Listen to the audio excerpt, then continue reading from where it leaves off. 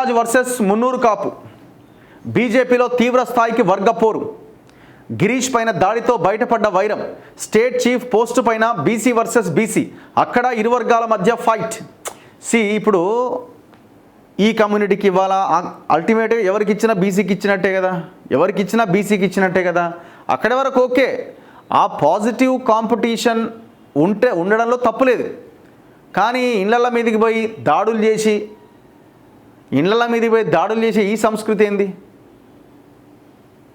మీరు సిస్టంలో ఉండే మీ ఇన్ఫ్లుయెన్స్ ఉపయోగించే ఒకవేళ అవతల వ్యక్తి తప్పు చేస్తే అతని మీద కేసు పెట్టవచ్చు, ఇంకొక రకంగా మాట్లాడించవచ్చు, ఇంకేమైనా చేయొచ్చు. అరే ఇళ్ళ మీదకి అర్ధరాత్రి పోయి దాడులు చేసే సంస్కృతి ఏందండి ఇది? ఇప్పుడు ఆయన ఒకవేళ ఆయన తప్పు చేసిందని అనుకుందాం కొద్దిసేపు, ఆయన ఒక్కడే ఆ ఇంట్లో ఉండడు కదా, ఆయనతో పాటు ఆయన తల్లి ఉంటాడు, ఆయన తండ్రి ఉంటాడు, ఆయన పిల్లలు ఉంటారు, భార్య ఉంటుంది. ఎంత మానసిక ఇది అనుభవిస్తారు వాళ్ళ పిల్లలు, ఆ ఇంట్లో ఉన్న ఆడవాళ్ళు, పెద్దవాళ్ళు.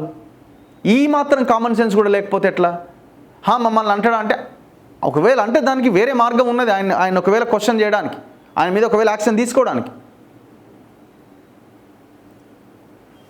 ఇప్పుడు దాన్ని వీళ్ళు ముదిరాజ్ వర్సెస్ మున్నూరు కాపుగా వ్యవహారం నడుస్తున్నదని అంటున్నారు. ఇప్పుడు బండి సంజయ్ ఏమో మున్నూరు కాపు, ఈటెల రాజేందర్ ఏమో ముదిరాజు. ఇద్దరి మధ్య వైరం ఏ స్థాయి వైరం ఉంటుందంటే వీళ్ళిద్దరి మధ్య ఇప్పుడు మనం రెగ్యులర్గా మాట్లాడే పచ్చగడ్డేస్తే బగ్గు అంటది అంటారు చూడూరి, అసలు అది చాలా చిన్న లైన్ అవుతుంది. అది అంతకంటే ఇంకేమైనా భయంకరమైంది ఉంటే వాడచ్చు. పచ్చగడ్డేస్తే బగ్గు అంటది అన్నది చాలా చిన్నది. ఇప్పుడు ఈ లైన్ వీళ్ళు పేపర్ వాళ్ళు రాయడం కూడా ఈక్వేషన్లో భాగంగా రాసిందే అనిపిస్తుంది నాకు. గిరీష్ మీద దాడి ఇంకోటి ఒక భాగం అయితే, ముదిరాజు వర్సెస్ మున్నూరు కాపు కింద ఈక్వేషన్ అన్నది ఎందులో భాగంగా వచ్చిందంటే బండి సంజయ్ వర్సెస్ ఈటెల రాజేందర్గా కనిపిస్తున్నది. ఈటెల రాజేందర్కి ఇప్పుడు అధ్యక్ష పదవి కావాలని ఆయన తిరుగుతున్నాడు. బండి సంజయ్ ఆయనకి ఇస్తే ఆయనకు తప్ప ఎవరికైనా ఇవ్వండి, నాకే ఇవ్వండి అని ఈయన తిరుగుతున్నాడు. ఈయనకు అనుకూలంగా కొంతమంది, ఈయనకు అనుకూలంగా కొంతమంది, ఇంకొక బ్యాచ్ తయారైంది. కాంగ్రెస్లోనేమో బయటనే అనుకుంటారు, ఓపెన్గానే గాంధీ భవన్లోనే అనుకుంటారు. వాళ్ళు గాంధీ భవన్లోనే కుర్చీలు ఎత్తేసుకుంటారు. వీళ్ళేమో లోపల అనుకుంటారు. వాళ్ళేమో డోర్లు అన్నీ ఓపెన్ చేసి కెమెరాల ముందే అనుకుంటారు, పెట్టండ్రా కెమెరాలని. వీళ్ళది అట్లా కాదు, అందరు పోయిర్రా అని అన్ని డోర్లు వేసుకొని అన్నది అనుకుంటారు. అందులో గొడవలే ఇంట్లో గొడవ. వీళ్ళేం తక్కువ కాదు, వీళ్ళు అనుకుంటాం కదా వీళ్ళు చాలా డిసిప్లిన్ కథ ఏం లేదు, డిసిప్లిన్ లేదు, పాడలేదు. తనుకొని పాపం పార్టీ కోసం కష్టపడే కార్యకర్తల ఆలోచనలు ఆగం చేస్తున్నారు. వాళ్ళ ఆవేశాన్ని, వాళ్ళ ఉత్సాహాన్ని నీరుగారుస్తున్నారు. మరి ఇది ఎప్పుడు చల్లారుతుందో ఏమో తెలియదు. ఇక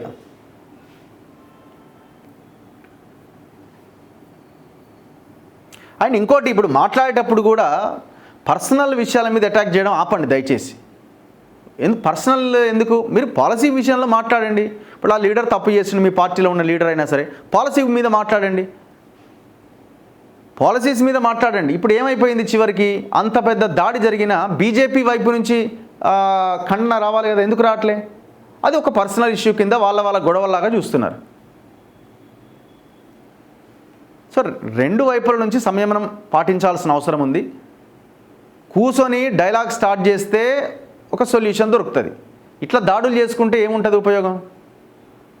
దాడి చేసినా ఇంకా గట్టిగా మాట్లాడడానికి ప్రయత్నించి మళ్ళీ దాడి, మళ్ళీ ఏంది ఇది? ఎటువైపు తీసుకెళ్తారు దీన్ని?